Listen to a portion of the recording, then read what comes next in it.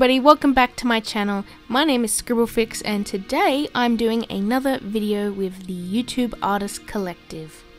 Now, if you're not sure what the YouTube Artist Collective is, it's basically a group of amazing artists and YouTubers, and basically we have a Facebook page where everyone sort of votes on a theme every few months, and then all of the artists and the guest artists create an artwork based on that theme.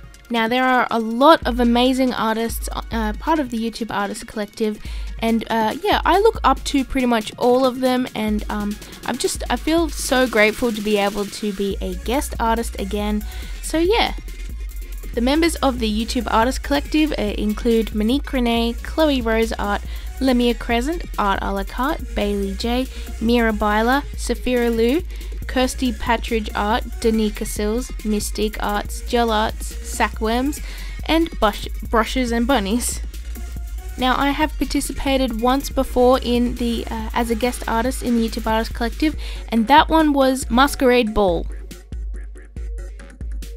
So anyways, the theme for November is verses. Now that basically means like opposites or some kind of battle or a duel or something like that. And that's actually a pretty exciting theme. I can't wait to see what the other artists create for this. Now, when I first heard this theme, it actually kind of reminded me of an artwork that I previously did called Spring vs. Fall, and that was basically like two deities, and they're basically opposites, spring and fall, or autumn as some people call it.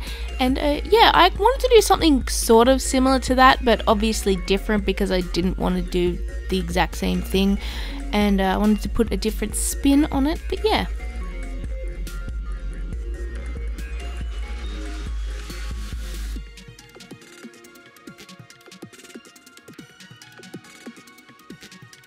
So I decided to go in the direction of opposites, and yeah, I decided to go for a theme of life and death. So basically what I'm drawing today is two sort of characters. One of them symbolizes life and creation and all of that good stuff, and the other person sort of symbolizes death and destruction, but not in a negative way. I kind of wanted to illustrate the fact that two of these things here are basically needed for balance and that kind of thing. Like, you can't have life or, you know, creation without other things getting destroyed, if you get what I mean. So I was thinking about the characters that I was going to make, and obviously my mind sort of quickly went to the cliches, you know, death as a male skeleton man with a scythe, and then life as like a woman, you know, because women give birth and they create life and all of that stuff. But then I was like, no, that's probably too easy. I kind of wanted to put it in a bit of a different direction and put my own spin on it. So I decided to make death a woman and life a guy, because, you know, why not?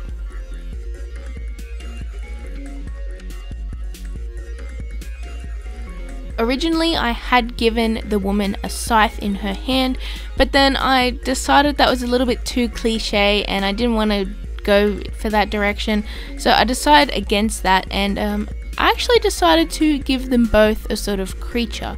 So he is holding a butterfly and she is holding a crow, and I thought that that was pretty suited to the themes that they're supposed to represent.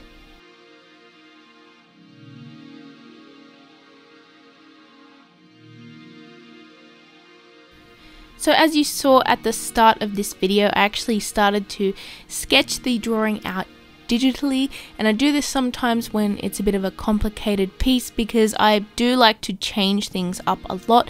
And you probably saw the frame that I was drawing for this artwork. I changed it a lot. At first I had like sort of detailed vines, and then I got rid of them, and then I sort of decided to go for a more blocky shape, and then little accents that were inside the vines I decided to change as well, because I just felt like it was a little bit too detailed, so I decided to simplify it a bit again. But anyways, as I was saying before, I sketched it digitally, and then I printed it out over two pieces of paper because I wanted to make this artwork a bit of a A3, because I don't know, I felt like this one was a bit more of a more detailed artwork, so I didn't want to confine it to the small size of A4.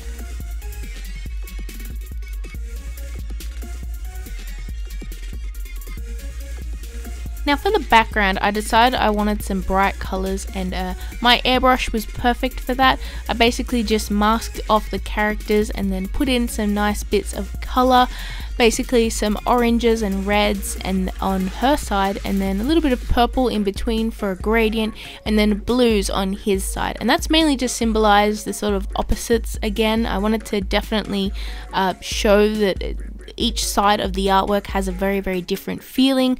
Hers feels really intense and his sort of feels more calm, if that makes sense. And for the coloring of the characters, I definitely wanted to try and get a little bit cliche, however not overly cliche. So she does have very dark flowing hair to sort of symbolize the cloak that Death sort of wears. And I didn't want to make her a skeleton or anything like that. I kind of just wanted to make her like a striking woman. I don't know why, I just felt like that would be a bit of an interesting look. But yeah, I didn't want her to look too evil or anything like that, because you know, she does control death in the world, but she's not the person killing them. She's just sort of guiding them to the afterlife, that kind of thing. So yeah, she does have a little bit of a nice look on her face as well, because you know, she's not evil. And yeah, for her clothes, I didn't want to give her just a dark cloak as well. I decided to give her a dress because I love drawing nice dresses, but I tried to keep it sort of a cool tone with lots of dark colors and grays, because I just felt like that would help the mood a lot, as well as allow her to stand out off that really sort of fiery, warm background. So for the colors, I decided to go with some cool grays, Prussian blue, a few purples here and there. For her skin tone, I tried to keep it really, really pale and sort of a cool tone to it. So she's got a lot of like soft pinks in her skin and a little bit of purple as well to sort of, you know, tone it down a little bit. And I decided to keep her really pale so that she would contrast off the dark colors of her hair and clothes. And I think it helps pretty much. Obviously for her crow, I used a lot of blacks and grays and a little bit of blue as well. I tried to give the crow some nice highlights. For him, I decided I really wanted to have him as a sort of a striking opposite to her. So he has a sort of a really warm, dark skin tone, not overly dark, just darker than hers. And I wanted to give him a really bright hair color as well, so I gave him a sort of honey colored hair. And then for his clothes, I did want it sort of opposite to hers, but I also still wanted it to, you know, fit in and not look too crazily different. So I decided to go with warm grays instead of cool grays for him, and I kept it quite light and soft looking.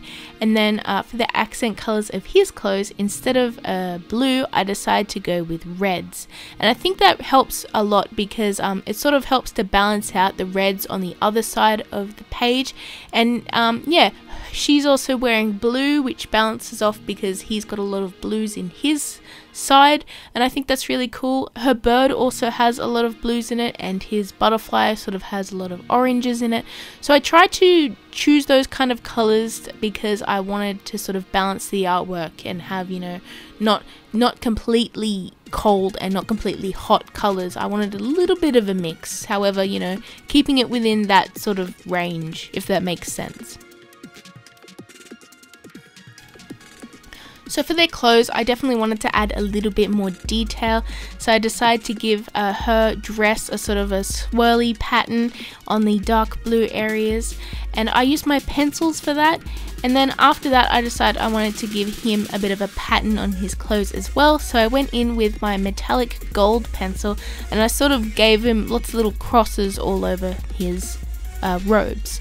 Now this isn't like a religious cross or anything. I actually didn't think about that until now. I just thought that it would be a nice sort of simple yet nice repeating pattern. So yeah. Now after that, I decided to go in with some white acrylic paint and paint in little details around on the vines, because her vines are sort of really dark and you know, spiky looking, and his are sort of soft and you know, they've got leaves on them. So yeah, I definitely wanted to add something else on top. So he's got some nice little flowers, and she has like sort of skulls and bones and stuff to sort of symbolize death, and his flowers sort of symbolize life. Anyways, yeah, so here is the final result, and I'm quite happy with this artwork. I think it looks interesting, and I really like the sort of clash of the different feels. Hers has a very different feel to his half of the illustration. So yeah, if you haven't already, go follow all of the other artists on the YouTube Artist Collective. They are amazing. Go check out their Facebook group as well. And yeah, I hope to see you all in my next video. Make sure you hit like and subscribe. And yeah, bye everyone.